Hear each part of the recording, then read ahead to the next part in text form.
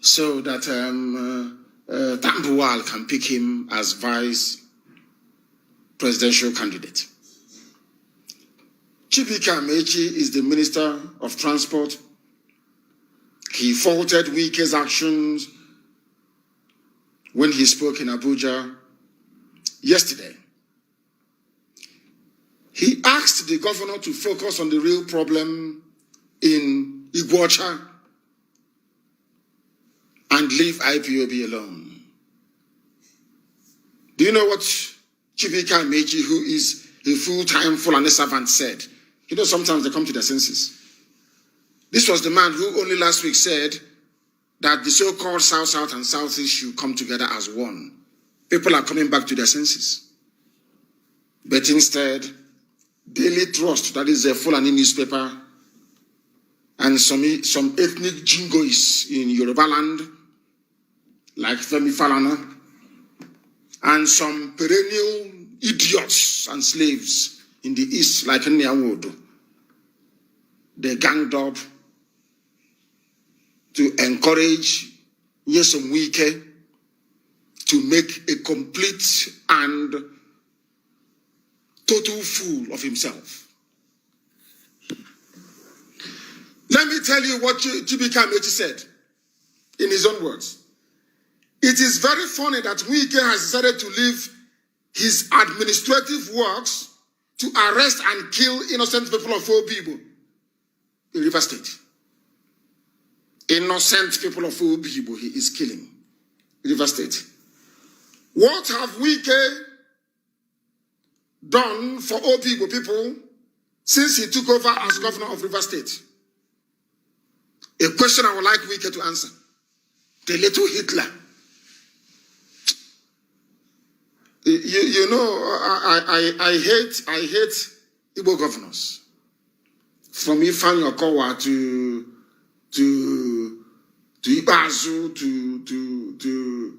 to Wike. They're all Igbo. Delta, Rivers, Abia, Ebonyi, Imo, Anambra, Enugu, even Cross River. They're all Igbo, IGBO, Makadi Amama, Igbo.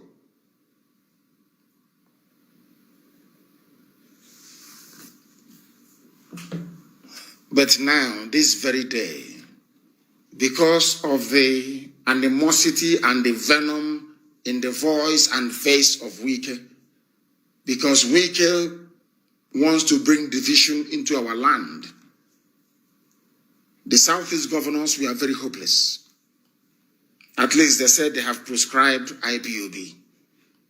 They never asked anybody to go after their own brothers or their own sisters. What Wike is saying is that a brother can go after a brother, a sister can go after a sister, but meanwhile, Fulani is busy raping, pillaging, and killing our people. Wike, what have you done for Obibo? And you know the funniest thing? A few days ago, when the madman Wike was making the noise that we have now come to expect him to make all the time when he's serving his masters, his Janjaweed masters, he referred to Obibo as Oyibo, O-Y, instead of O-B. And he is an Igbo man. Ikwere people are Igbo people. And they know it. Everybody knows it. But because of abandoned property in Iguacha, because of the same thing that the Fulani did to their own... Oh my God, these people are evil. Fulani came and wanted to divide us, the same thing that Wike is now doing today. Fulani said to Igbo people in Iguacha, take your brother's property from Anambra, from Abia, from Ebonyi, from Enugu, from Delta. Take their properties in Iguacha. Tell them you are not Igbo, that you're Igbo, and we will defend you. We must learn this morning. The people, now listen very carefully, please. The person who was instrumental to that abandoned property regime in Iguacha is an Ogoni man. And believe it or not, Ogoni people are not distinct as some of them claim to be. Ogoni is also an Igbo clan, the same way you have Ngwa today. It's how you have Ogoni. They are Igbo people. The same way you have Ngwa as a clan. Ngwa is the biggest clan you have in Biafra land, the biggest Igbo clan. Ngwa started all the way from Montenga. And to Iguacha. To Okwa. Okwa is called Okwangwa. Okwa is Ngwa land. The same way you have, what's it called, Ogoni land. Ogoni. And do you know the funniest thing? Ken Sarawiwa, I want to give people the history of the confusion in the so-called River State and the stupidity of some people. Based on what Chibike Amechi said. This history, I kept giving this lecture over the years until Igbo people realized that indeed they are Igbo after all. Now listen very carefully. Who created abandoned property? A man called Ken Sarawiwa, who is today, he died a freedom fighter, and we commend that. But you know me, I always tell you the truth. It may be very bitter, but it is the truth, and I will preach it. There is something some of you do not know. The person that brought division into our land is Ken Sarawiwa. Edwin Clark. Pay attention, please. Ken Sarawiwa and Edwin Clark. It is not good to speak ill of the dead, but the truth must be spoken. And the Wike is continuing in the footsteps of Ken Sarawiwa, and he will meet the same end as Ken Sarawiwa if he doesn't take time. I know he's listening. They all listen. And this goes to all the governors of the so-called South, South, and Southeast. You must pay attention. Ken Sarawiwa and Edwin Clark brought division into the old Eastern region. Ken Sarawiwa was at my alma mater, of course, the finest secondary school in the world in those days, Government College Omai. He was there. So also was Cyprian Ekwensi, so also was Chinua Achebe. So also was the best result in the history of WAEC or GCE in the whole of West Africa. The late Dr. J.O.J. Okezie. J.O.J. Okezie made the best result in the history of WAEC and GCE in the whole of West Africa. Till today, his result has not been broken by anybody. Dr. J.O.J. Okezie from Ibeku, from Obanakata, from my town.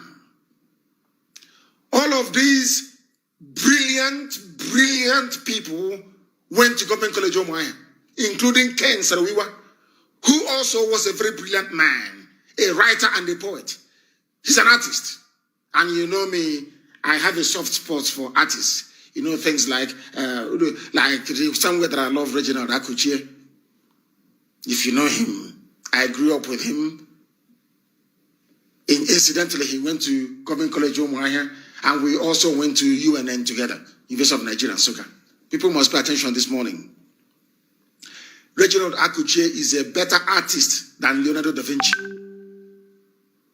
He is a better sculptor rather than Botticelli. Reginald Akuchie is the finest artist I have ever seen in my life. I have been to art galleries, I've been to museums, I've seen what others have done. I've seen Rembrandt. I have seen all the beautiful artists you can think of. Reginald Akuchie is a better painter. If you give him the opportunity to paint something like the Sistine Chapel, he will do a better job than Honorati. He went to Government College Omoy. Reginald Akuchie, very, very brilliant artist, but his talent was wasted because he was born in Nigeria. I said, he is a better painter than any Italian Renaissance painter you can think of. If you sit down and Reginald Akuchie will paint you, he will paint you, you will be amazed. His talent was wasted. That's by the way. Ken Sarawiwa was at my school, Government College Omoy. He graduated on a scholarship given to him by the government of Eastern region. And I hope that good people are listening. The man who gave Ken Sarawiwa, or under whose regime Ken Sarawiwa's brilliance was recognized, is an Igbo man by the name Dr. Michael Obara.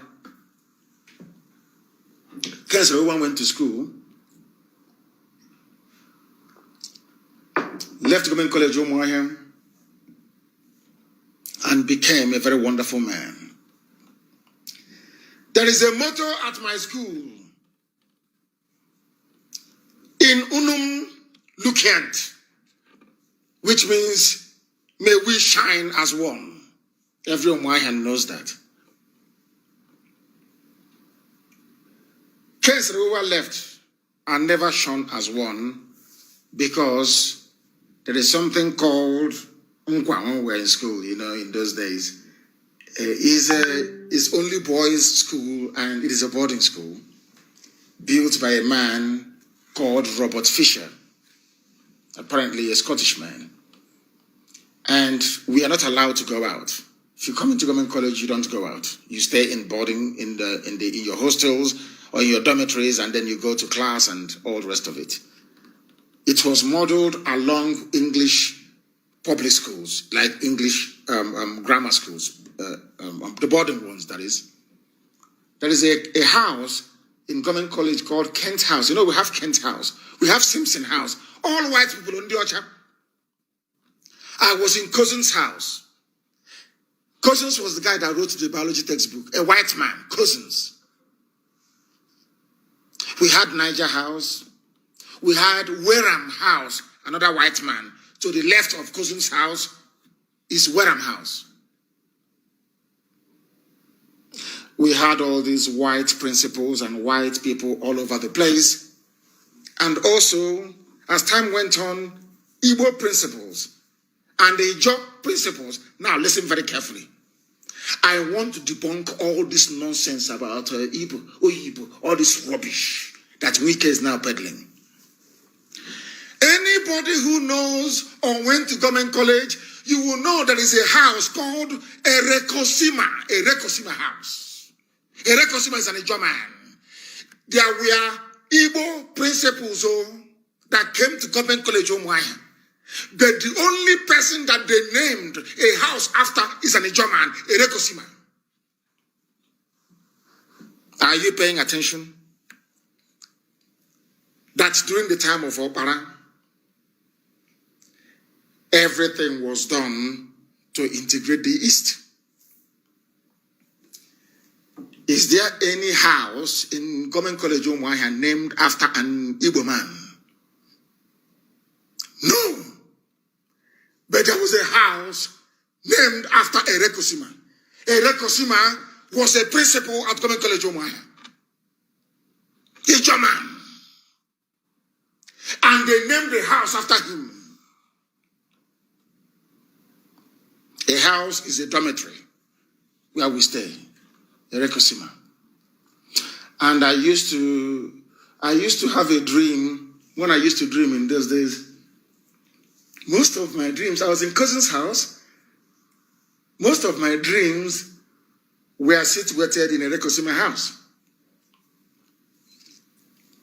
And it never occurred to me that any time I preach this very gospel, Biafra is almost at our doorstep. Erekosima's son died at Government College Omwa. He was playing cricket. And the cricket, the ball itself hit him on the backside. You know, in Government College, we played every game. We played cricket, we played every game, just name it in the world. We played it.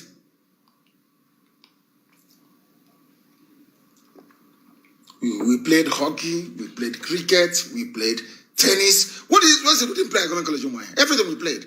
Not now, it's like a glorified primary school.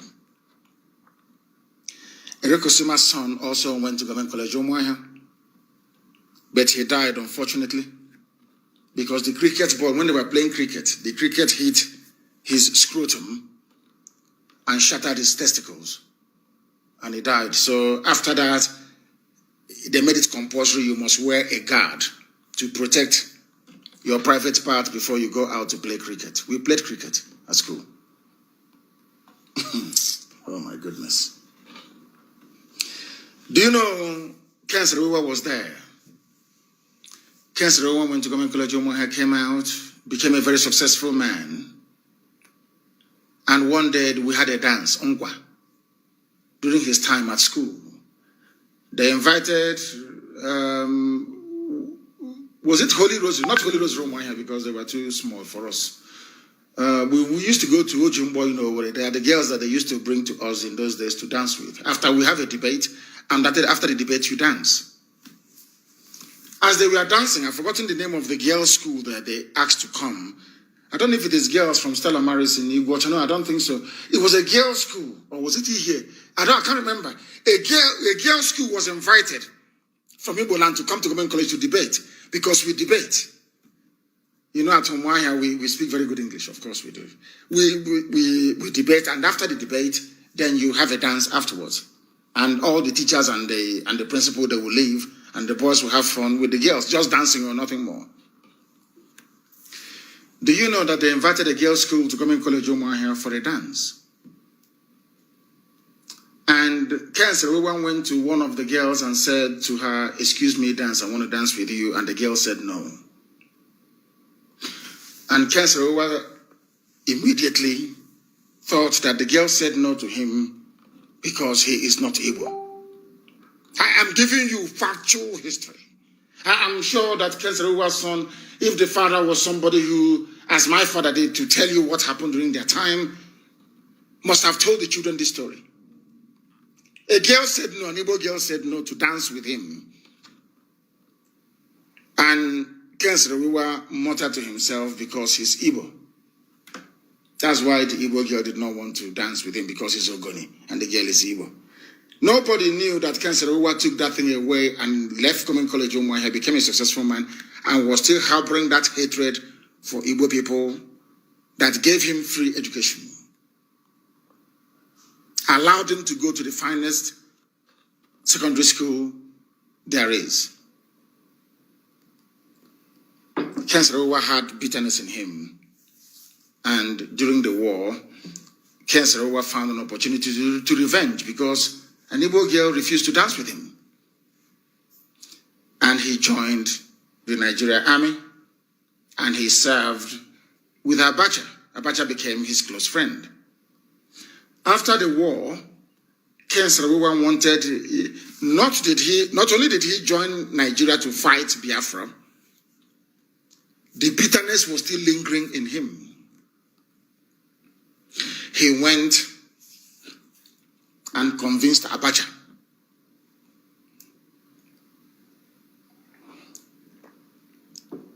He convinced Abacha that Igbos should be punished further.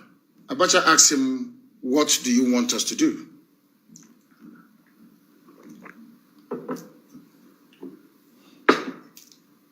Ken Serewa told Abacha that all the properties in Iguacha belonging to Igbo people from across Imo River, listen carefully, because Obi Igbo, the heart of Igbo nation is in Iguacha, Obi Igbo. That is why they neglected. That is even the reason why Wike neglected it. You must pay attention this morning, please. I beg of you. He said all those across the water, they must lose their properties in Iguacha. And we are going to give it to local people. Those local people, not minding that they're Igbo people, we are going to tell them that they are different. Me, I'm an Ogoni man. We are going to tell Igbo people that they are not Igbo. And because Igbo people from across the water came to Iguacha and became successful, bought land and built houses, we are going to give those houses to Igbo people. And then we tell Igbo that you're not Igbo.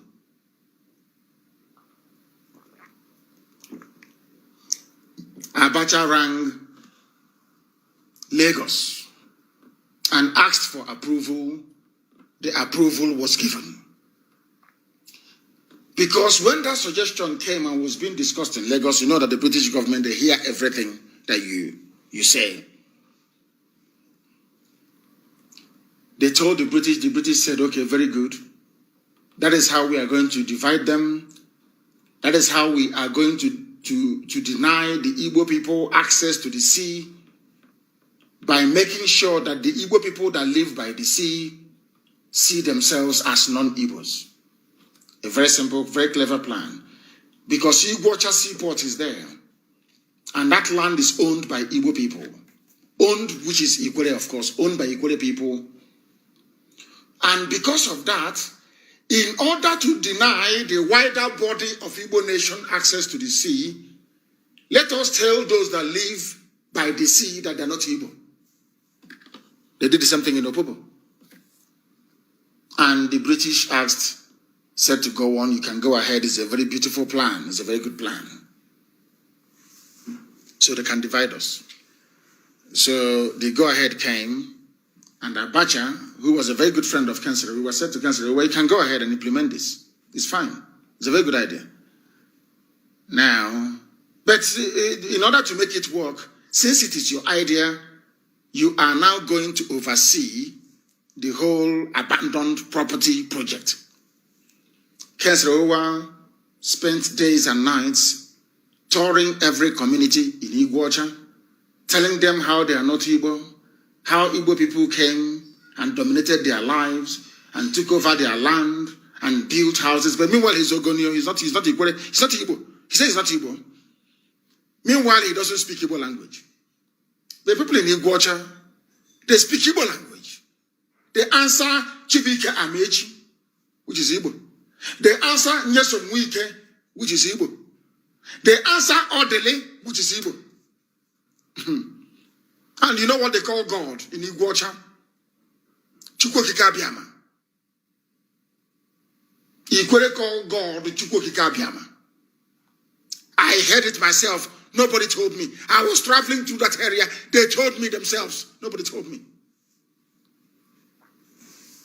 You must pay attention this morning. They said, because wherever a people who are successful are gathered, there's always envy. Ikwere said, okay, from today onwards, we are from Ikwere. We are from Bini. And the Oba of Bini is our brother. We are not Ikwere people. We are not Igbo.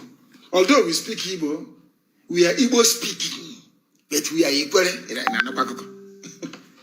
Yoruba speaking, but I'm not Yoruba. Does that make sense to you?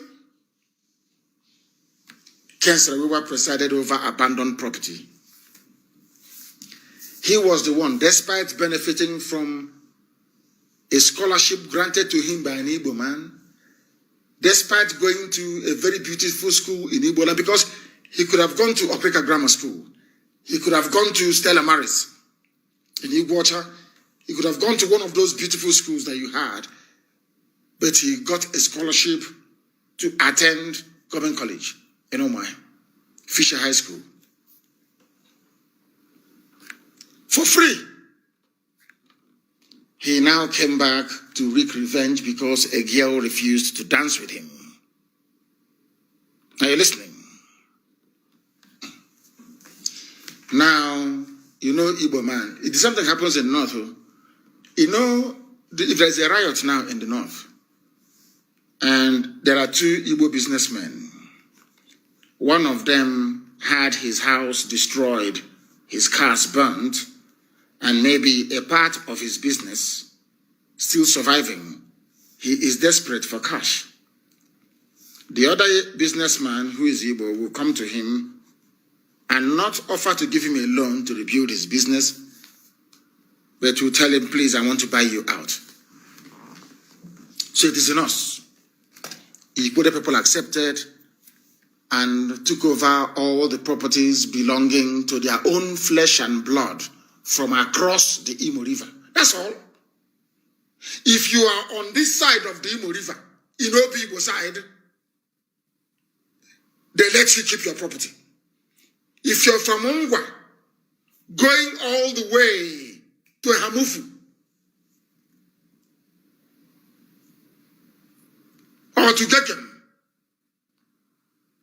you lose your property to your own brother in Iguacha that they named Port Harcourt. That was Kenserowa's plan, which the British endorsed, which Gowon executed. And in Lagos, they tried the same thing in some places. As you may recall, when our leader came back, he was fighting for his father's house at Queen's Drive in Ikoyi. I think he got it back eventually.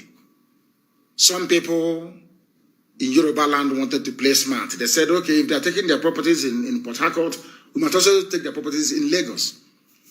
But I want to shock all of you this morning. In the north, where there were predominantly Hausa people, there was no abandoned property. After the war, Igbo people went back to the north, and the Hausa people gave them back the keys to their houses. I want you to pay attention.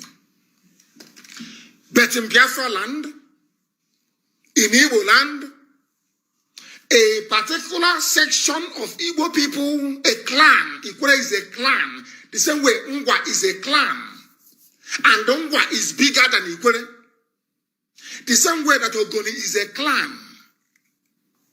One clan in Igbo land decided to jettison their identity because of their brother's property. But in Hausa land in the north, Hausa people, because Fulani was busy moving cattle in the bush, Hausa people gave back the keys to Igbo properties back to the owners when they came back after the war. Now the divide and rule has set in. Ken Sarawa was working with Abacha. Very, very well. The same thing now that Wike is doing. Another Ijaw man came into power. I will call him even an Igbo man because his name is Melford Okilo. Or is it Okilo? He's Melford. Let me get his full correct name. The MPN governor. They said they will vote MP and they will not vote for Zeke. All of those, I call them the Gowon created states. You know, Lugard created Nigeria. People that call themselves Nigeria were created by Gowon. The people created by Gowon. Oh dear me. Things are happening. There are so many things you people don't know about the zoo. The reason why we are suffering today was because an Igbo girl refused to dance with Ken Sarawiwa. That is why we can say this rubbish today. That is the genesis of the problem. After all, the man that knew history and told Ojukwu about our name, Biafra, is an Ijaw man, Ijaw, the same place with the bloated pig, the same place with Ankyo Briggs, the same place with Edwin Clark. The man who said our name is Biafra is not an Igbo man. He's an Ejo man, Ejo. This morning, all of you must pay attention. I don't even know why I'm preaching this very gospel, but I was moved to preach it. That I should preach it.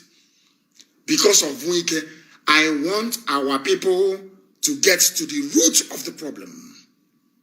Because of Wike, I want our people to be educated this morning. Education. You all must listen carefully, please. The same man that I told you gave me money when I went to his house in London, the former governor of River State, his name is Melford Okilo. Melford Okilo. Now listen very carefully. Melford Okilo and Okiro, the former IG of police, are all Igbo people. I want them to understand this. And I also want you to know, when I told you about Arochukwu and slavery the other day, I want you to know that most of the people who are Ejo today, Ejo, is either your grandfather or your grandmother is from Arochukwu. If you doubt me, go and ask the pig in the creek. Do you have Arochukwu blood in you? Ask Ankyo Briggs. Ankyo Briggs, do you have Arochukwu blood in you or not? Because you were all sired by our people, captured and taken to the new world as slaves from Arochukwu. Am I lying? Ankyo Briggs, do you have Arochukwu blood in you or not? Eshioja, the pig in the creek, do you have Arochukwu blood in you or not? So when people are telling you rubbish, hey, Judge, he's on this, we are this, I am asking them, you people you were giving birth to by people from Arochukwu, am I lying or not? Yes or no? I want you, some of you with Ankyo Briggs' number, go to her page this morning and inbox her. Please, ma'am, do you be respectful, please? Please, ma'am, ma'am is M-A-A-M. Do you have Arochukwu blood in you? Please answer me yes or no. Some of you that read the nonsense from the imbecilic pig in the creek, ask him a simple question. Do you have Arochukwu blood in you or not? Go and ask Edwin Clark. Edwin Clark, do you have Arochukwu blood in you or not? These are simple questions, they're not difficult. Ask them this morning, and you hear what they will tell you. You'll be shocked. These people they are carrying Arochukwu blood in them. Arochukwu, our spiritual capital, Arochukwu blood is in them. But when you see them talk their nonsense, you pity them. Who made it possible? Another Igbo man, Ken Saruwiwa, Ogoni. Ogoni is a clan in Igbo land. You know, we like being autonomous. People may be saying, but why did they say they're not Igbo? Look at my own place. I come from Afaruku. My father was a traditional ruler of Afaruku. After a while, Oko Badumuke said they want to answer Enugu. They want to be autonomous. My father said, okay, no problem, you can go. Before that, the first son of Afaruku is Okulaga. Okulaga is number one. They are the first son of Afaruku, which is the next village, or should I say hamlet, to mine. Okulaga said, we want to be autonomous. And today, Okulaga has an autonomous community inside Afaruku. Maybe in the future, Isiama will also become an autonomous community in Afaruku. Autonomous means leave me alone. The same way that Ogoni is an autonomous clan in Igbo land. Are you listening to me? Somebody who is an Igbo man decided to be autonomous because a girl refused to dance with him. And he took that bitterness to corrupt and poison the minds of other people, like the Ikwere people, to hate themselves.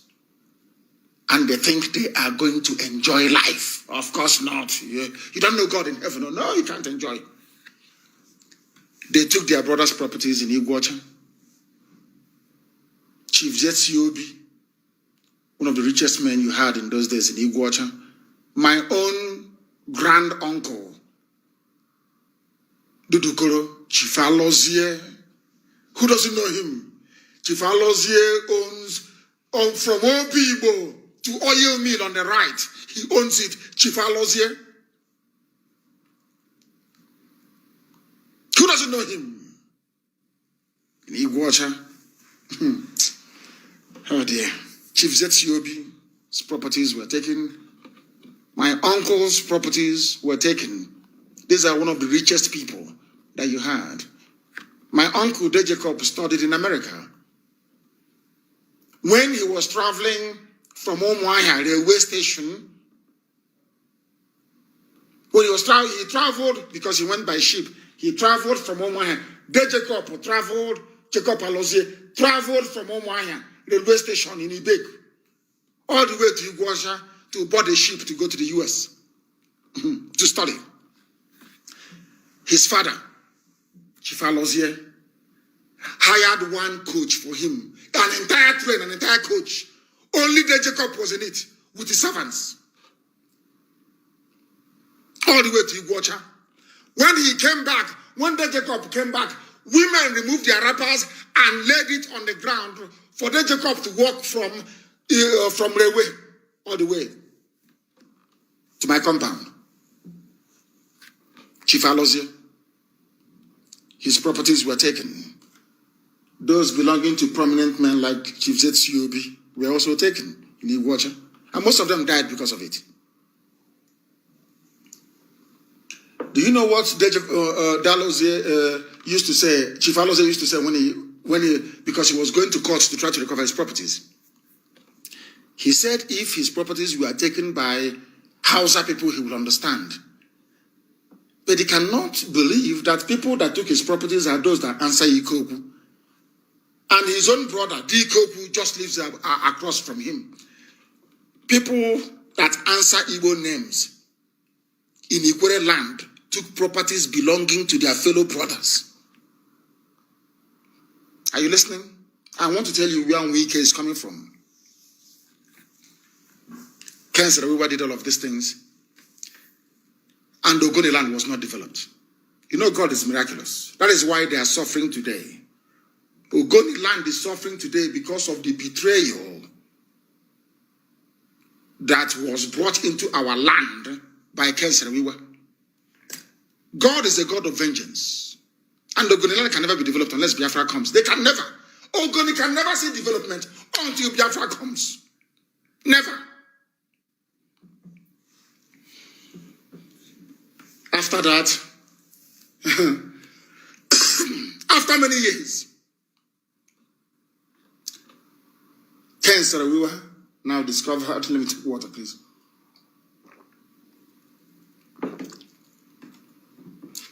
After many years, Ken Sarawiwa discovered the grand plan of the Fulani. I want to tell you how miraculous God is. Under the regime of his good friend, Sani Abacha, he started the agitation, the Ogoni Bill of Rights.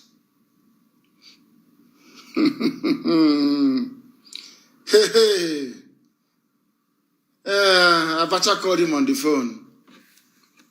I said, my friend, what are you doing? He said, Ogoni land is not developed. We are marginalized. We are backwards. Abacha said, okay, and put the phone down and ordered for his arrest. He was arrested in Iguacha, put in prison, and tried. Before he was executed, he said he wants to speak to his friend Abacha again. He called Abacha. You know what Abacha said to him? You are fighting me in my administration the same way you fought your brothers, the Igbos. You want to betray me the same way you betrayed the Igbos, but I will teach you a lesson. I will tell you I am not the Igbo people that you betrayed. Abacha gave the order and Ken Saro-Wiwa was hanged. Ask anybody if they keep records of telephone conversations between a president or head of state in Nigeria and people, you will see it there. We have all the information. Ken Saro-Wiwa was broken. Abacha said to him, you betrayed your people. I am your friend. I am the head of state, and you want to betray me, and for that I am going to kill you. And Abacha killed him. Because he betrayed his people. You think the Fulanis are not smart? Or the Janjaweed from the north, you think they're not smart? Once the Rakanian word, that's why they can never give him anything. They know he betrayed his people. It was the person that gave the go-ahead for abandoned property to be seized or to come into existence, so to speak. The person that Ken Saro-Wiwa went to and said, my friend, let us take properties from Igbo people in Igbo land. You know, it's an abomination. Before God is an abomination. Go and read your Bible, Old Testament. An abomination before God. To take a property belonging to your brother. Land is an abomination. Is Ogoni land developed today? They are my brothers, yes. And my sisters, yeah. But I tell you the truth. Is Ogoni land developed here? I'm asking you.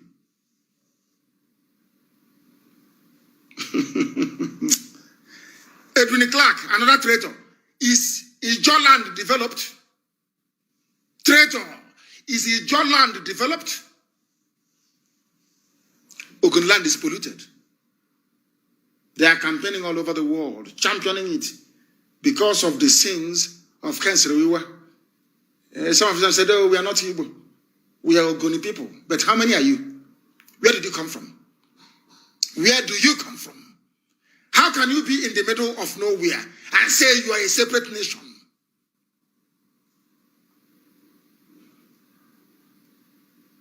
And his name is Ken Wewa. Wa-Ewa. The child of Ewa. Wewa. They changed it to Wewa. W-I-W-A. They think we don't know that they're Igbo people.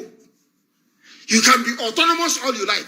Ungwa can wake up tomorrow and say we are autonomous from Igbo. We are not Igbo. We are Ungwa people. Nobody can begrudge them. Now, after successfully dividing our people through Ken Saro-Wiwa and Edwin Clark, a traitor to the core.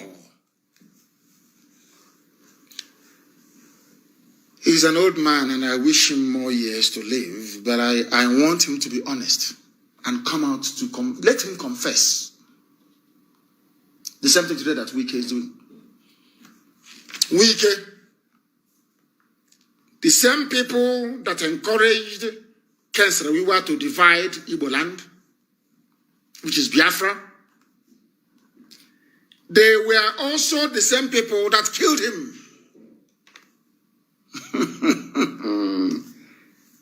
Did any Igbo man kill Ken Saro-Wiwa?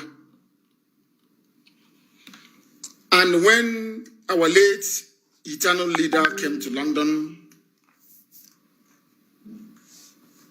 I said to him, why did you not intervene when they arrested Ken Saro-Wiwa? You could have mobilized the entire Igbo nation, which is Biafra itself, to campaign and to pressure Abacha not to kill your brother, Ken Saro-Wiwa. He said to me that what Ken Saro-Wiwa did was unpardonable, that it was God that punished him, that he was in no place to intervene.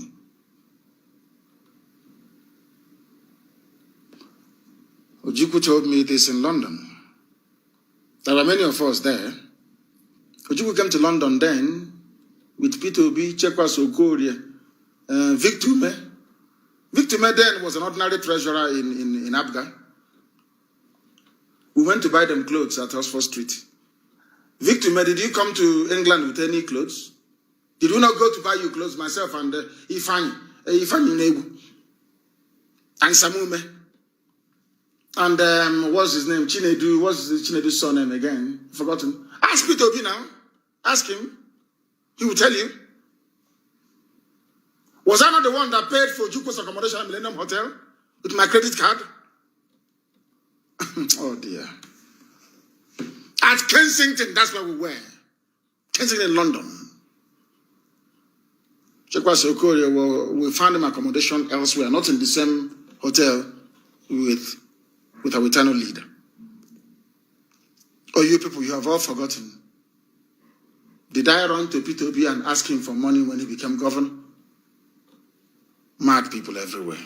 As I was saying, Ojukwu said he couldn't have intervened because it was God's will.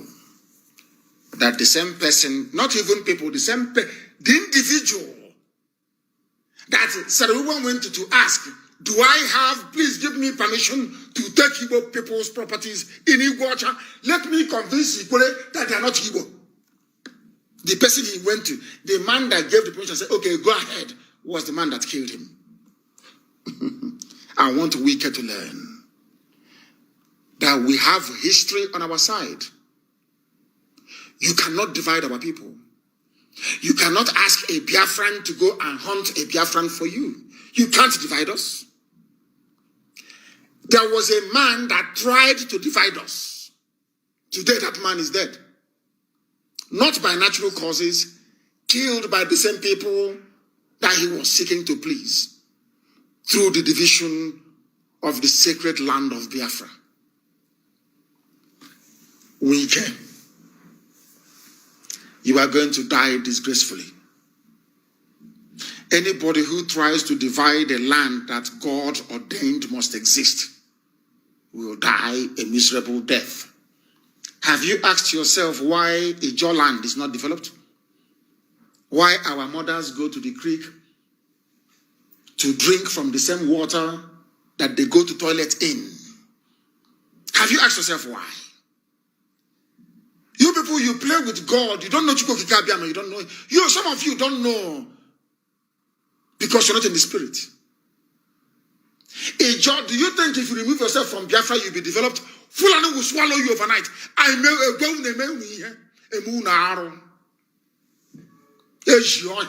want you to understand this. That is why you are not developed and can never be developed in this world.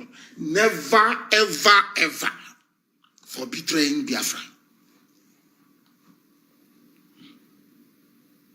Is Akwa Ibom doing well? Simple question. The reason why Akwa Ibom is doing well is because of Philip Effiong. God had mercy and said, because of Philip Effiong, I will leave you alone. All of you that said, we are not Biafra, I'm not Igbo. Are you doing well today? Are you better off than Anambra, Imo, Abia, Enugu, Ebonyi? Are you better than them? Simple. You think you can divide the people of God? God will strike you dead. Nobody can do it. No human being can do it. Let me tell you. Your name is Nyesom Wike Waike. Because we are known by who our fathers are. His name is Ken Wewa NWA Wa. The same way you have Wachuku, they change it to Wachuku WA. The same family. Wachuku WA. Wike is, they took away the N. Wa-Ike, he took away the N. So they will say, I'm not Igbo. Wa-Ike is his name. He took away the N, took away the A, and said it's Wike, W-I-K-E. The name of the foremost Ogoni freedom fighter is Ken Wa-Iwa. They took away the N, as Wike did, took away the A, it is now Wiwa, W-I-W-A. To hide their Igbo identity. The same thing that Ken Sarawiwa did with the same surname, or should I say with the same alphabets in the surname. Nwaike is N-W-A-I-K-E. Nwewa is N-W-A-I-W-A. What Ken Sarawiwa did, Nwike is now doing. Nwike, they took off the N and the A. You now have Wike, W-I-K-E. Nwewa took off the N and the A, and is now Wewa, W-I-W-A. And two of them are going to meet the same end.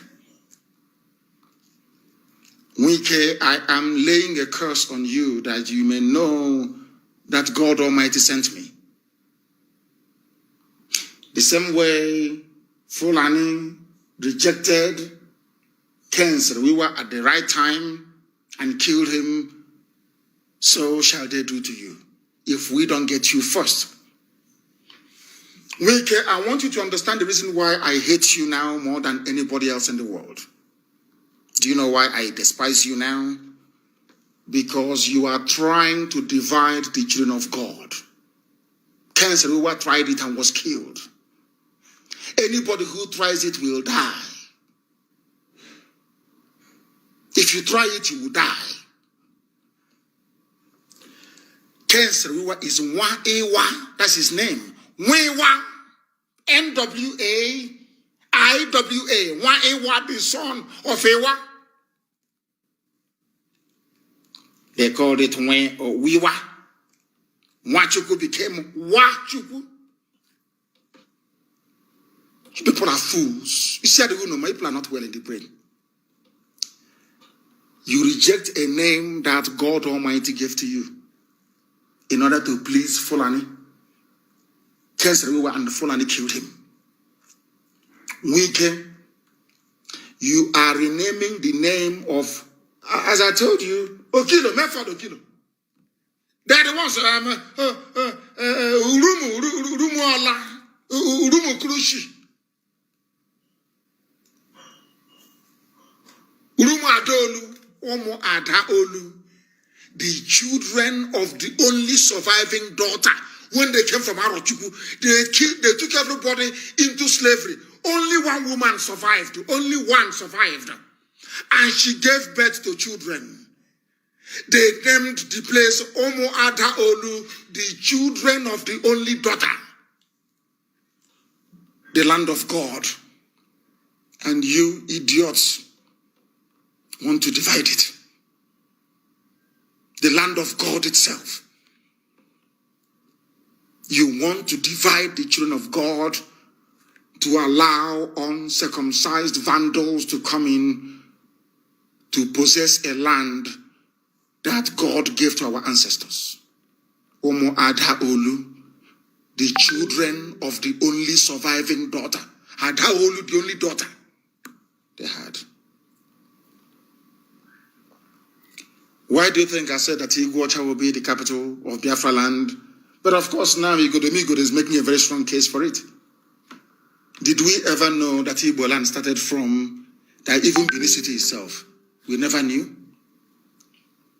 Because God said, when the time comes, if you come back to me after our 2015 atonement prayer, if you abandon every other God, including the one the white man brought to you, and face me,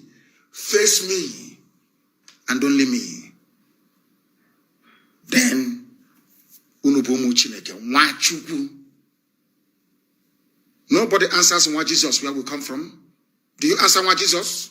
I'm asking you a question. Or Nwa Muhammad? Is that your name? Is your name Nwa Muhammad or Nwa Jesus? You answer Nwachukwu, the Son of God of heaven and earth. This is maybe. In 2015, I prayed, and I'll release that very clip today. Listen to it. All of you claiming you're from Niger Delta, listen to that. God said, anytime you come back to me I will bring all of you back together again from where you come from, including Igodomi land. I will teach you in the spirit the history of Oba and Idu. That place is Idu land. Idu land. They call it Idu.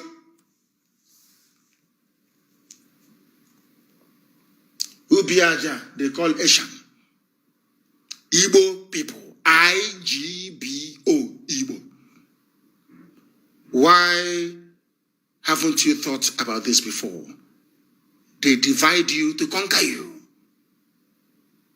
When Kesrewa thought that he was doing that thing, they became autonomous, and he was the most educated man there, they became autonomous.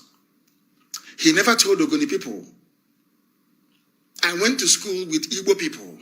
If at all he claims he's not Igbo anymore. The scholarship that I went to school with was given to me by an Igbo man. Are you listening? Oh dear.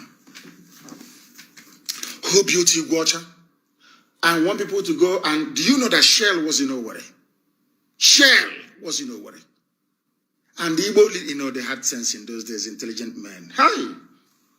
May Elohim bless them. Igbo State Union. Before the war, they were an authority unto themselves. You will pack your bags from Omuahia, you travel to Zaria. Upon getting to Zaria, you speak Igbo.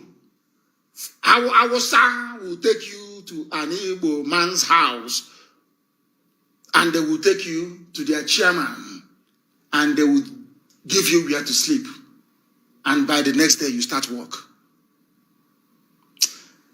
When I think of Igbo land before the war, tears come to my eyes. I'm telling you. The mere fact that you are in Bauchi and you speak Igbo, every Igbo person around there is your brother and your sister. If they're older than you, they are your uncles. You call them dead. If they are the age of your father, you call them father. Let me tell you what happened in America. I was in the US. I think it was early this year or was it last year? I can't remember anymore. Somebody should tell me, but it was early this year. I was in the US. I was in a town hall meeting in Chicago. And a girl came to me, we were taking pictures. And a girl came to me and said, and I said to them, why don't you marry each other in America? Why don't you organize a ball once you leave college? They organize a ball for all of you Biafran people to meet together, and then your sons will meet your daughters and you can intermarry. One of them came to me and said to me, she didn't know when she said to me, uncle, do you know the problem we had? Why we never intermarried or married each other? And I said, no. She said to me, because when we were growing up, our parents will introduce the fathers and the mothers of the people we are supposed to marry as our uncles and our aunties. Do you understand? You know the way we are. In England, once you speak Igbo, to Nnameka and then Nabikem, this is your uncle. That's where we are. And we didn't know that these kids, they had it in their brain. I cannot go and date the child of my uncle or my aunt, although they're not from the same village. And so she said to me that the problem is from our parents. They introduced us to everybody as our uncle and our aunt. And I said to her, that is how we are as a people. If I leave Omuahia and I travel to Ngwaland in Aba, every Omuahia person is my brother and my sister. Now, if I leave Ngwao and I travel to say Ondo State, every Igbo person in Ondo State is my brother and my sister and my uncle and my father and my mother. That is the way we are as a people. It doesn't mean you cannot marry them. She was shocked. And yes, that is what we do. If you see somebody in those, I remember my own aunt, Doka Modo, married in Mbise when my younger brother was born. My own aunt, my father's immediate younger sister. When I said I was in Aba, I was with her when I was going to primary school in Aba. Helen, is her name. My aunt. My aunt will say to me, please, we were staying at Abai Omocham then. I went to go and see them from government college. I went to on a weekend. She said to me, take this thing and go and give to my sister. And I asked her, who is that your sister? She said, that's Ubakala woman there. Ubakala is not Ibeku. I don't know who the woman is. But because she is from Umuahia, living in Aba, she became my aunt automatically. And in America, they are saying, how can I then go and marry my aunt's child? That means that boy is my relative. So they saw all of that. The reason why we don't intermarry in America or marry each other as much as we should is because we see everybody as one family. This is what Nweke is trying to bring division into. This was what Kensrewa tried and failed and lost his life in the process.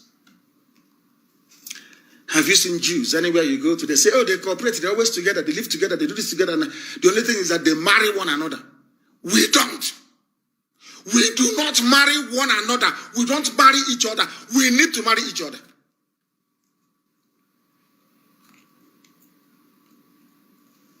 We need to marry each other more. Do you know Margaret Ekpo, where she comes from? The one that they named Calabar Airport after.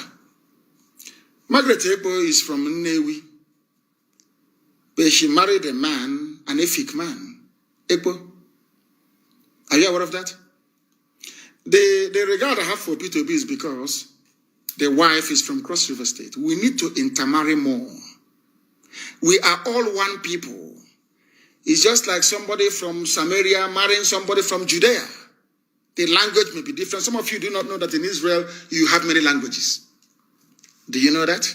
The same way you have Ogoni in our, you have a zone of Kolokoma, as they say, you have a Fik language, you have a Bibio. Do you know that even in Israel, one people created, they all descended from Jacob. They have now, listen, people don't know anything. Oh. They have Hebrew. They have Yiddish. Are you aware of that? There's a language called Yiddish. They have the Hebrew language. They have Yiddish. And for some of you saying, oh, but in Bini, they speak a different language. Now let me shock you. I want to surprise all of you. Do you know that Hebrew language is new? It was written by one man. I've forgotten his name. Go and Google it. Hebrew language was written to unite all the dialects of the ancient tribes of Israel. Do you know that in those days, somebody who is from Judea spoke a different language from somebody who is from Samaria? Are you aware of that? But they are all Israelites. Are you aware? Are you aware? I'm asking you. So having different languages, maybe from Benin to Ogoja, from Ogoja to Oron, doesn't mean you are not one people. That was why a man, let me actually Google it, how the history of the Hebrew language. Because there is a language also called Aramaic that they spoke when Jesus was on earth. Aramaic, they have Hebrew, they have Yiddish. Let me see if I can actually do it myself. Whilst we're still, I don't know what came over me this morning to preach this gospel. I have no idea. It's weak, and because of what Chibi Kameji said. You are not pursuing Fulani killers and headsmen. You are pursuing your own brothers, that the Fulani headsmen may kill them. Let me try and see if I can get it. The history of the Hebrew language. People don't know anything. The history of Hebrew language. Hebrew language. Yes, I think the man's name is Angel Sainz Badilos. Let me also check, please, to make sure that a man created it, joining all the languages. Of course, a history of the Hebrew language is a comprehensive description of Hebrew from its Semitic origins and the earliest settlement of Israelite tribes in Canaan to the present day. What the man did was to bring all, his name is Angel Signs Badilos, I think it is. The history of the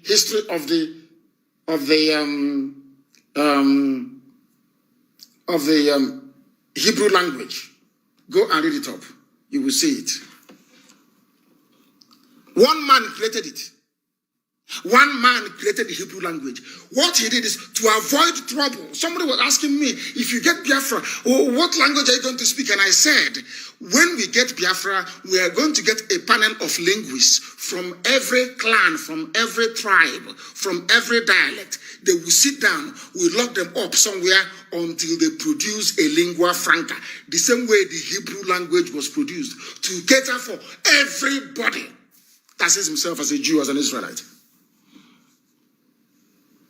Do you see how what Chukwuka Kabiama is doing?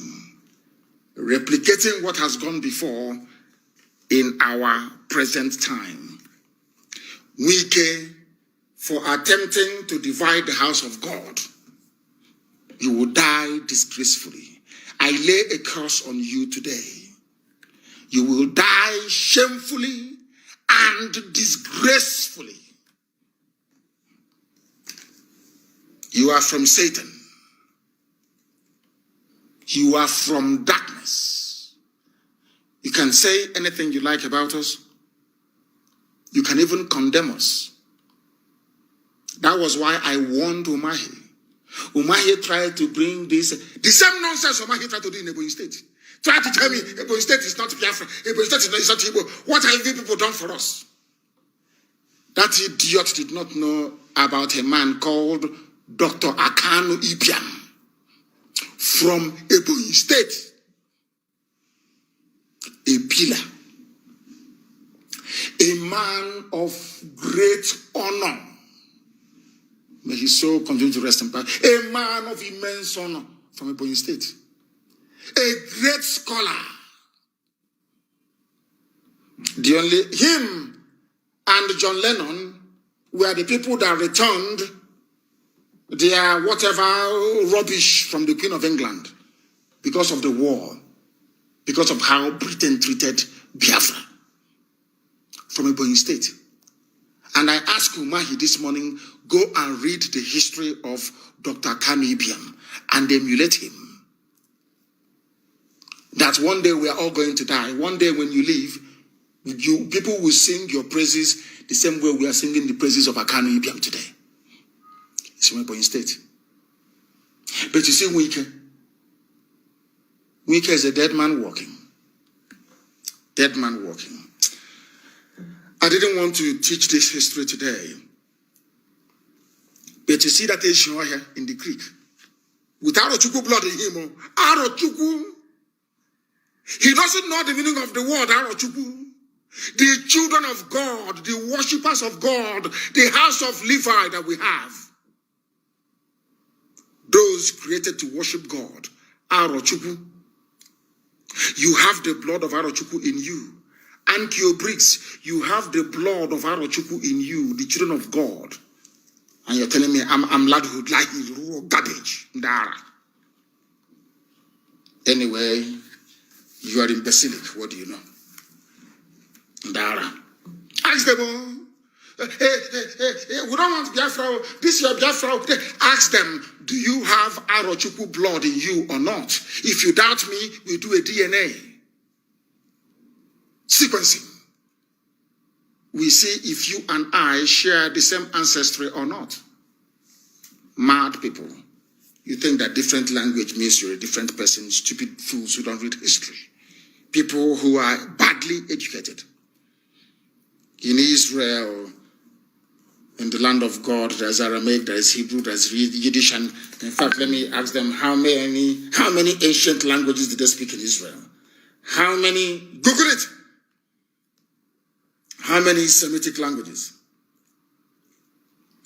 did they speak in Israel? People don't know anything. Then you want to come and debate people who are learned.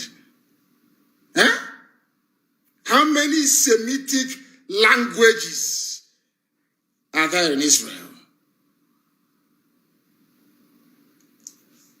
Did they speak in Israel?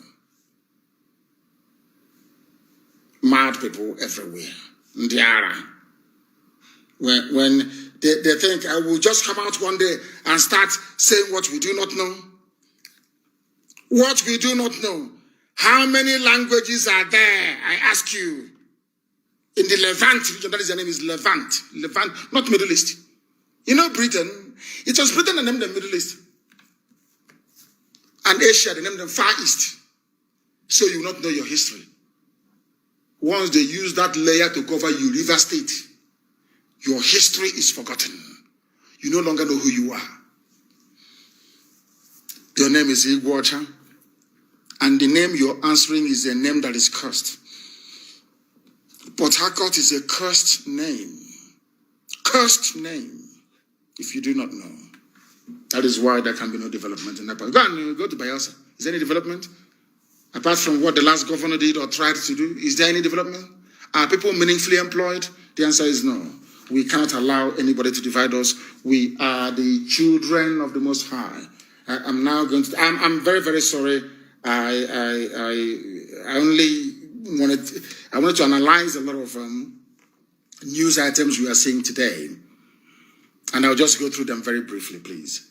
But if Chibika Meji can be talking sense, I hope he's not playing politics. So, if he's talking sense, asking for the unity of the South and Southeast, saying we can leave IPOBL, and what have you done for Obibo?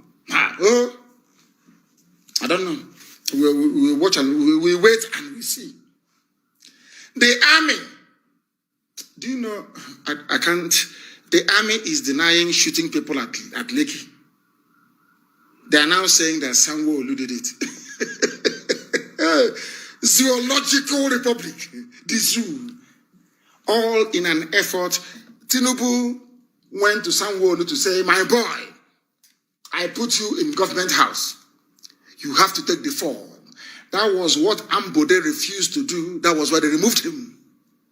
My boy, I want to be the president of Nigeria in 2023. You have to accept, please, that you ordered the shooting. And that you also gave the order for the cameras to be removed from the toll gate. Once you agree, I will look after you. Don't worry. You may be held responsible now, but later, when I become the president, I'll take care of you. That's what they're now negotiating. That was why the army came out to say it was Sanwo-Olu that actually did the shooting and not them. Because you know, if you say it was the army that did the shooting, you know the order came from Tinubu because he is the national leader of ABC. And they said the zoo have started now to pay 30, or they are claiming to be paying 30,000 naira. What is 30,000 naira? Maybe a bag of rice and 1 carton of Indomie and a carton of tomatoes if you're lucky. And then maybe a basket of onions. You eat that for maybe about 2-3 weeks and you're hungry once again. They're paying you, instead of them to create an enabling environment for the economy to thrive so you can be meaningfully employed and earn a decent wage, Alamajiri style, Rankadede. They're paying you 30,000 like amnesty. So you go and be doing Rankadede. Please give us 30,000 now. Please.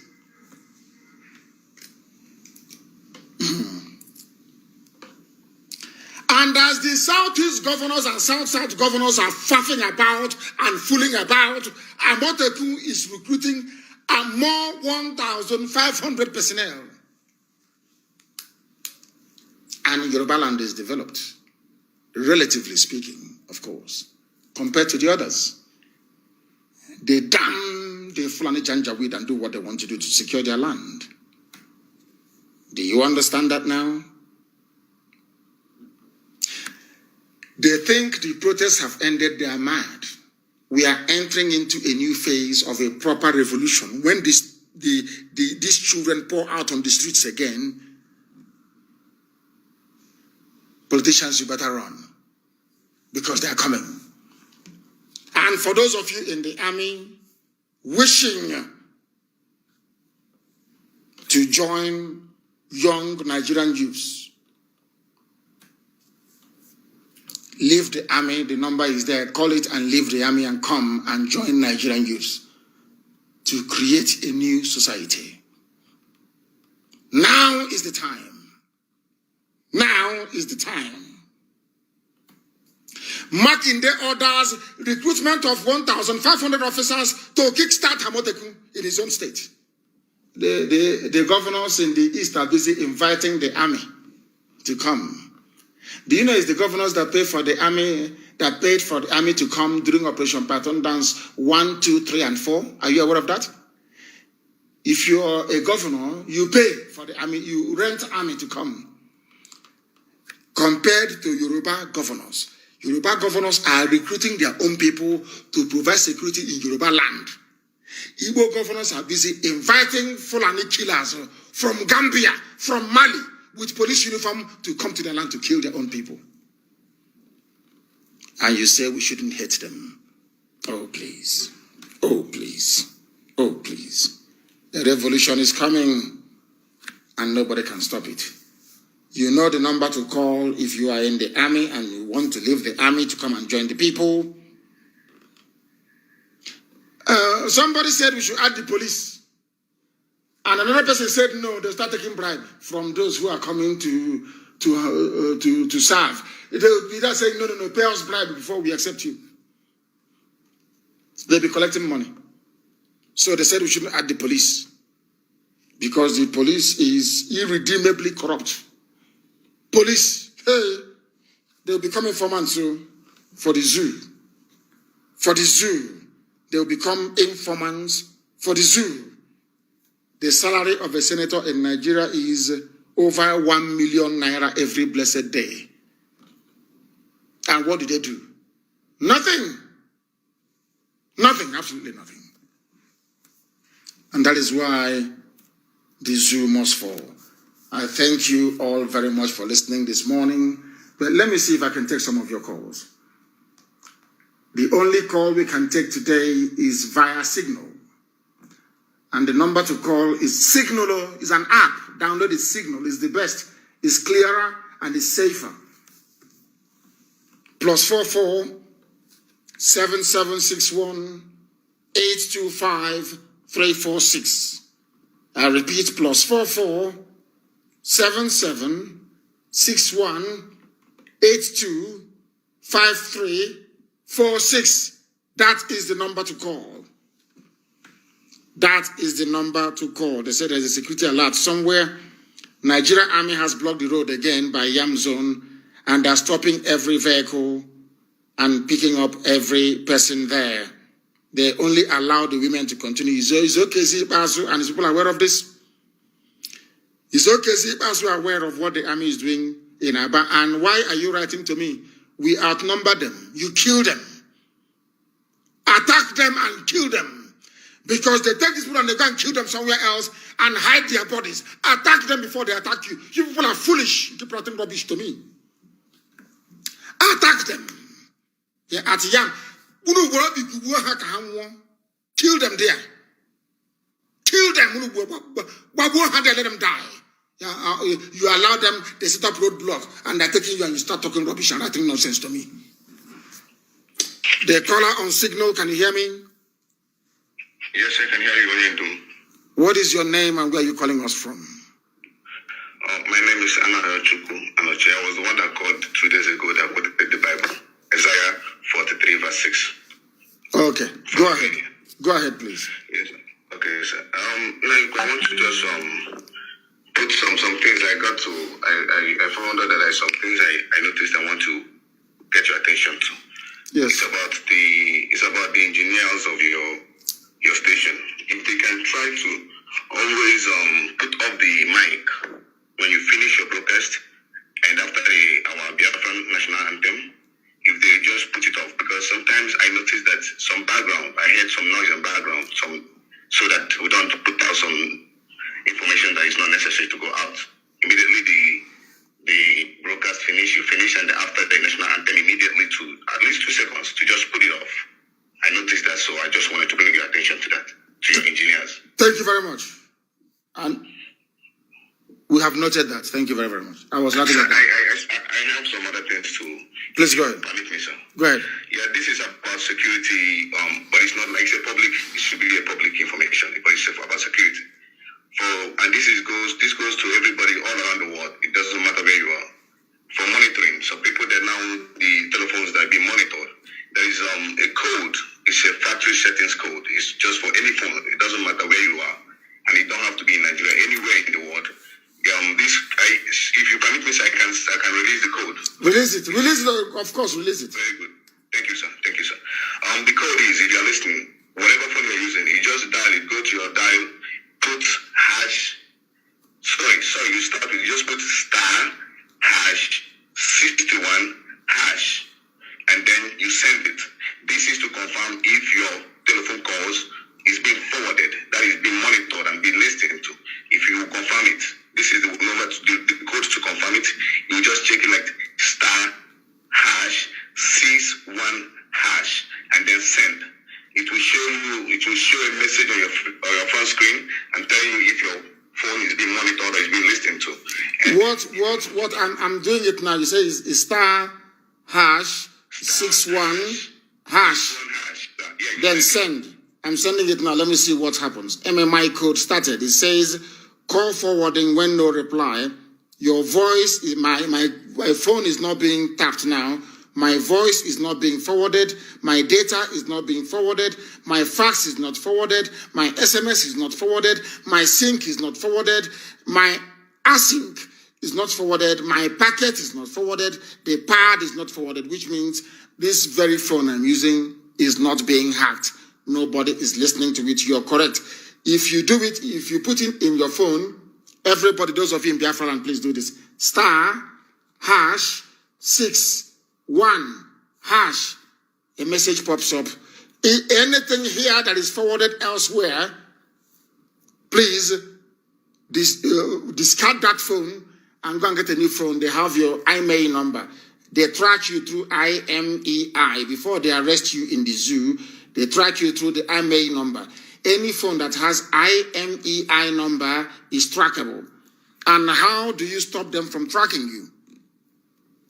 Ask yourself, how can I stop the zoo from tracking me? The only way you can stop them from tracking you is not to make a call over your phone. That is number one. And number two, please, once you get a phone, make sure that your WhatsApp and your Signal number is not the same number as the SIM card inside your phone. Make sure it is not the same SIM card. Let's say that your number ends with +234 946 871 420, for instance. That is the SIM card you are using to buy data. There's one in your phone. Your WhatsApp number must not be this number. It should be another number. You can get and make sure that the number, the SIM card you're using inside your phone, as much as possible, try to make it not to be your own. Don't register it in your name. And make sure that the other number that you're also using as your WhatsApp is not registered in your name. Some of you can do exchanges. Swap it around so that the number of your WhatsApp, the number of your Signal is not the same number that you have inside your phone. If you make calls via your phone and you call direct, you dial direct to speak to somebody, they will track you using the IMEI number of your phone, which is the unique number to every mobile phone in the world. But if you resist the temptation of calling direct and call only via social media, and especially not Skype, Skype is not encrypted. You have to call through Signal, Telegram, and WhatsApp. Only use those for your calls. Once you do it, you have bypassed them. They can no longer track you. They can no longer come to your house to arrest you, because they only come to your house to arrest you because once an informant gives them your number, say if you call this number, you will get to Okechukwu. What they do is that they put that in their computer, in their laptop, and they now start looking for the nearest tower to that very person. Once they find the tower, they can now narrow down to your house and they arrest you. But if they only have your WhatsApp line, and that WhatsApp line is not in a SIM card in any phone anywhere, they can never ever get you, not in 1,000,000,000 years. If somebody asks you, oh, please, can I call you? Give me your number. You give them your WhatsApp number, you give them your Signal number, you give them your Telegram number, which is not the same number on your phone. And your Signal number, your WhatsApp number, your Telegram number can be the same number. It doesn't matter. It can be the same number. That is how you minimize tracking, and that is how you minimize them coming to arrest you in the middle of the night. And if you see the army arresting anybody, you raise the alarm, block the road so they cannot leave that day. Now you say that Yam Junction arresting innocent young people, block every exit, block it and start shouting that they must bring them down. They'll release them. But if they take them and you keep quiet, they will continue. So you don't know. Stop writing rubbish to me. You see them arresting people, you attack them to make them to stop. And I don't want anybody to be arrested from Yam Zone today. Go there, please, and make sure that those people are released. Attack them and kill them. And if they do not release them, start the burning of police stations again. Start it. That's the only language you understand. Chinedu, can you hear me? Yes, good morning, Mazi. Good morning to you. And where are you calling from? I am calling from Iguacha. What is happening there today? What is happening there today? Mazi, there was a little rainfall, and we are okay. We are okay here. I want to comment on the lecture you just gave to us now. I am very, very happy. We keep strengthening you for the enlightenment and for the good things you've been doing for us. Yes, I thought that the only people that are illiterate are those that did not go to school. But I just came... Yes, sir. Go ahead, Mr. Ben. I thought that the illiterates we have in Nigeria, I thought they are the only ones that didn't go to school. But I didn't know that Nigeria... Nothing much. We are okay here. No, you are listening. How can you be responding to me via the radio? You are listening to me. I'm talking to you on the phone. And you're getting your responses from the radio. That is why you lost concentration. I would have loved to hear what you have to say. But next time, please, try to focus and try to concentrate. People are saying, what is the number? Let me please write it down. You're listening. Not when you're listening on Facebook. You have heard it before. And you're asking for the same number again. I'll give it to you. Put in star. If you want to know if the DSS is tracking your phone, put in star. Put in hash, write 6, 1, and then put in hash again. You click send. And a message will appear on your phone if any of the things are forwarded. If they forward anything from your phone without your knowledge or notice, then you know you are in trouble. Pastor Jack, who gives us regular updates, is calling from Lagos. The world is listening. You may proceed. Thank you, my leader. Good morning from here, my leader. Good morning. Pastor Jack, once again calling from Lagos. Although so far as of today, Lagos is calm, people are not yet out for protest. I believe there is strategizing because yesterday there were certain arrangements to hit the road today, but that arrangement did not manifest very well. That was why people were not yet on the road today. Having said that, I just wanted to contribute a little bit to the issue of this hacking. Somebody can, if you want to make use of one number, both on your WhatsApp, and they also want to make use of it as a regular line. What you do, you use ordinary phone that is not WhatsApp enabled, or that does not have GPS, or that does not have internet enabled. So when you insert it in that smaller phone, they cannot be able to track you no matter what they do. You can also make use of no, but that phone, when you remove the battery from that phone and you look at the panel where you have the serial number, you will see the IMEI number.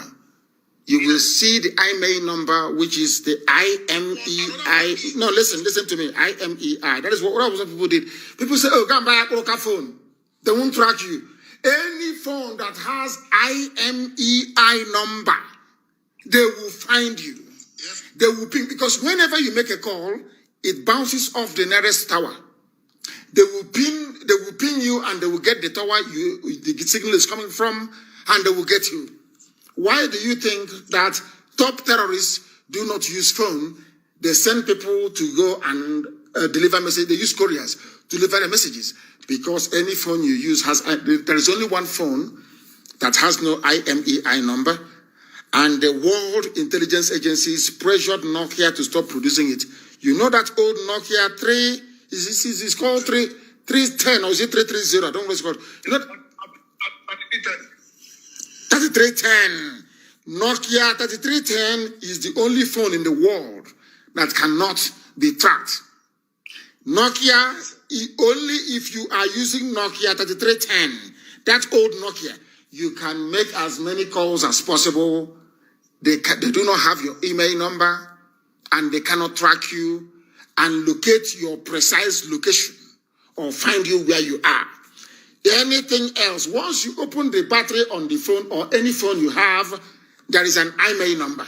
And once they have it, you're a gunner. They will get you. Please, don't even risk it. Go on social media. Only use WhatsApp, Signal, and Telegram to call. Go ahead. All right, sir. Another one is on the issue of Yeso Wike playing the Janjaweed slave card. Now, Yeso Wike trying to convince people that Iguacha is not Biafra. Or where I listened to his a comment where he gathered the youth was saying, we allow Igbo, we allow Hausa, and all that. I said, what? What is this man talking about? How stupid? Are you trying to deceive that Iguacha is not Igbo, not part of Biafra? In fact, from where I come from, mainly in Ohaji, the same dialect I speak is the same language Apani speak, the same language Omerelu speak, down to Elele. So what are you saying? And all these people we are separated down to Iguacha, and we are telling us that Iguacha people are not Igbo or not Biafra. What are you talking about? You are from Ohaji. Do you know that some people from Ohaji were carved by one Fulani woman into Niger Delta? The same Ohaji is in Niger Delta. Yeah. Mad people everywhere. We speak the same language, and they're talking rubbish. Who are they trying to deceive? All of us speak the same language, and they're telling us Iguacha is different from Igbo for Biafra. You are just deceiving yourself, because we understand the history and we know the history. The gender we can just use it for once, but we understand at a given time, your reign will also cease to exist. This is just my little contribution this morning, my leader. Thank you from here, sir. Thank you, and well spoken. You have Ohaji people in River State, Ebema people in River State, and you say, Chineke, what type of God made these people? What type of God made them? Please, if you have called before, do not call again. And I need video evidence of the onions market, the harassment going on at onions market. I need confirmation, and I need video evidence, please. If it is actually going on, do not allow them to leave that very place. And Abia will burn today if they try that rubbish. Mad people everywhere. Tell the idiots to go back and sit down. We are not criminals. We can police our land. Tell them to remain in the barracks, or better still, go and fight Boko Haram, Fulani Janjaweedism in the north. There are many Fulani terrorist groups in the north. They should go and fight them. They should go and fight them. The caller on Signal, can you hear me? I can hear you, sir. Yeah, I called back. I'm Anayo Chukwanochi. Yes, go ahead. One the local government, the one that is calling from Romania. Go ahead. Yes, I gave the code, but I didn't, the phone cut off. I don't know what happened. I thought it was from the network. I didn't give the deactivation code. There is the deactivation code. What is the deactivation code? Yes, sir. The deactivation code is #002#. I repeat, if you want to confirm it, you confirm it with star, like you said to them, *61#. So now if you found out that it doesn't matter, you have to deactivate it. If you found out that it is or is not, put to deactivate it. To be very sure, put #002#. This is how you deactivate it. And this goes to everybody, no matter where you are. Mostly diaspora, Nigeria, where you are, is very good, it's very important. You deactivate it and then nobody listens. And you should be doing this at least every two weeks. At least every two weeks. Thank you very much. I want to say something else. Go ahead. Can I please please. Very briefly, others are waiting. Very briefly, go ahead. Yes, sir, immediately. I want to say to all the celebrities, please, every celebrity that are doing work, we appreciate what you're doing. Nobody is trying to take your glory. We are fighting for one cause. Now, peaceful, tell your fans, your supporters, you people, gather them, you people go, we keep protesting. Peaceful protest, peaceful protest. I want to give credit to Mr. Sean Kuti. He's doing a great job. He's not standing down. He's like his father. He is like his father. His father. That is how you know those who are fathered by Janjaweed. If you want to know those, go and look at the children of Fela and Nicola Kuti. The way they speak like their father. Anybody who knows my father will know that despite every attempt to bribe him in this world, to convince him to abandon truth, he never capitulated. Go and ask Joseph Kalan, he will tell you. That is, if you are an honest man, you will give birth to an honest child. That is, only if your wife goes outside to go and get pregnant and come back and say the child is yours. That is the only reason why a child will behave differently from the father. It's as simple as that. Fela's children are behaving like their father. Upright, very bold, and in your face and telling you the truth. But look at the rest talking rubbish. You go and check their father, like Henry Anwood. Henry Anwood's father was a traitor. They had money in Barclays Bank. After the war, every family was given £20 to start life again. The Nwodo family got all their money back. That is to tell you who they are. The father was a traitor. And then Nwodo himself is a traitor. That is something you must know. Thank you very much. Sir, I want, please, sir, the last one is very important. Please, sir, I'm sorry. Can I? Yes, go ahead. Sir, please, there is this question I've wondered so much all my life. And I know you are the only man I know in this world that have intelligence and wisdom at the same time. I would like you to answer it for me, sir. I wonder why when the British came, why they persuaded us through Anglican and gave us the Bible, why they already knew that we are the children of God. They knew that, they know. And they persuaded us and they gave us the Bible. Why they did not do the same to the Northerners? I want to know, sir, please, if you can educate us on that. Because they know that we would not accept Islam, that's number one. And number two is because they knew that if you go through the Old Testament, most of the things in the Old Testament is what we do on a day-to-day basis. So it was easier to convince us. When they went to the north, the emirs told them, you are not going to touch our religion and our way of life. We don't want to go to school. We don't want to go to your school. That's why you have Boko Haram, which is a rejection of Western education. The Northerners said to them, the oligarchy, the emir said, the only people who can have education is our own children. That was why the likes of Ahmadu Bello went to school, but other people did not. And they said, you cannot touch our religion. Those two things were very, very paramount. They reached a deal, and the Northerners said, we will not fight you. If you don't force us to go to school and you don't tamper with our religion, we are not going to fight you. You can take over. That was indirect rule. You can take over and rule us, and then we rule the people on your behalf. That was what happened. And let me tell people something. I'm coming. Hold on a second. Let me tell people what they do not understand. The white man, in the main, is a racist pig. Now listen to me, they are racists.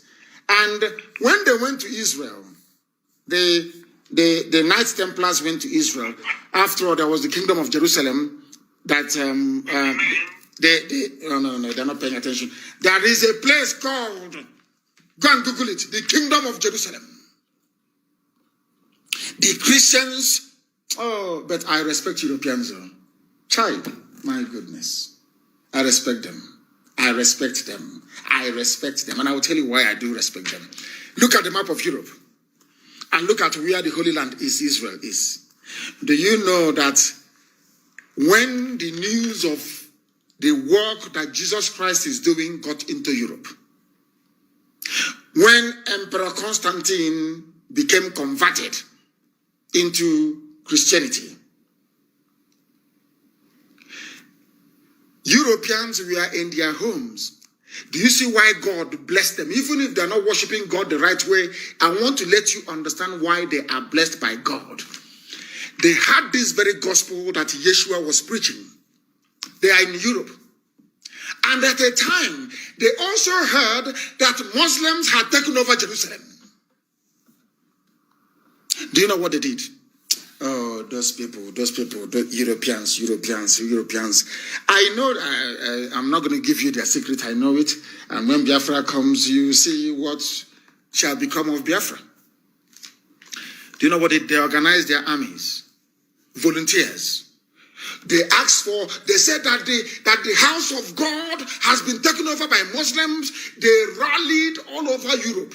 All noble men, even kings, brought out their children to go to liberate Jerusalem. They know that Israel was surrounded by Muslims everywhere, from Lebanon all the way to Egypt. Israel is somewhere in the middle, not minding that all these brave, noble men, young men, some of them took their wives with them. They embarked on a march to liberate Jerusalem. And as soon as they did it, God blessed Europe in such a way that it is astonishing. That is why they lead the whole world in everything. Every other person, even China, the technology that China has today, they copy from the West. They copy from Europe and from USA, from Canada. That was why God blessed them. And I want you to understand this. When they heard that the house of God has been taken over by Muslims, they said it can never happen. They organized themselves, and let me shock you, they did not use the ship. They trekked. They used their legs, those that came from Scotland, those that came from England. They converged in France and decided to make that, led by a French royal, noble family, not royal, noble family of France, from where King Bedouin came from. Go and watch the movie Kingdom of Heaven. It is a bit distorted. It's not true, but it's a bit true. Just go and watch it. You know what they did, these people? They used their legs. They walked all the way. They trekked across Europe all the way from France to Turkey. They fought in Turkey. They were killed. Oh, those people are brave. Europeans are brave. I'm telling you. They fought in Turkey. Tried to liberate Constantinople. That was under siege. They fought and they fought and they fought the sultans. They fought them until they reached the truce. Despite the fact that many of them were killed, more reinforcements were coming. If you ask them where they are going, they say they are going to liberate Jerusalem, the city of God. And they are not Jews. They are not Israelites. These are ordinary Caucasian Europeans. Most of them are uncircumcised. But they received the gospel of Yeshua. Because St. Paul said to them, you don't have to be circumcised to be accepted as a child of God through the grace of Jesus Christ. That was where Apostle Paul messed up completely. He messed up totally. Whereas God said it is compulsory for you to be my child, you must be circumcised. Paul said no. By the grace, you don't need circumcision to be a good person. By the grace of Jesus Christ, you can be accepted into the body of Christ, not of God. And then through Christ, you can now come to God. But the traditionalists, like some of us, are saying, no, you must be circumcised. That is an order from God. On the 8th day, you must circumcise your child. Even if you don't do it on the 8th day, if you want to come close to God, you must be circumcised. Apostle Paul said something different. So the Europeans bought into what Apostle Paul said. So most of them that went were not circumcised even. But they still had God in their heart. They said, Apostle Paul said to them, you are circumcised in the heart. You don't need physical manifestation of your circumcision to be a child of God. And they set out to go to Jerusalem. And they were fighting wars. You know the funniest thing? As they die, as they are going, as we are dying today, as we are protesting, As they die, as they are going, many more people are joining them. Many more are joining them. They fought all the way from Turkey, Anatolia. They fought all the way from Anatolia. They fought through Lebanon. They fought through parts of Syria. These are Europeans, so some from Scotland, some from England, some from Wales, some from Ireland. Noble children of noble men and women. These are the crowned heads of Europe, sending their children to do what they felt was the will of God. And they came into Jerusalem. And they drove away the Arabs from Jerusalem. And they started the kingdom of Jerusalem under a French noble family that now became the king of Jerusalem, Bedouin. Go and read it up. And they held Jerusalem for over 100 years until the armies of Salahuddin, who is a Muslim, but he is from Kurdistan. Salahuddin is from Kurdistan, the Kurdish part of Iraq, the most celebrated Muslim Islamic general of all time. The most celebrated. But he was a noble man. No, he was a pious man, a noble man. He was also a very kind man as well.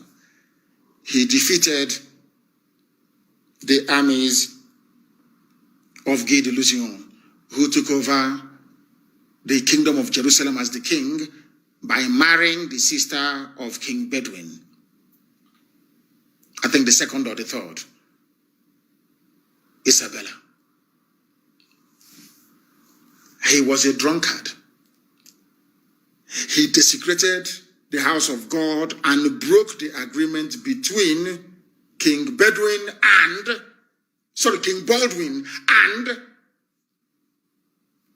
Salahuddin.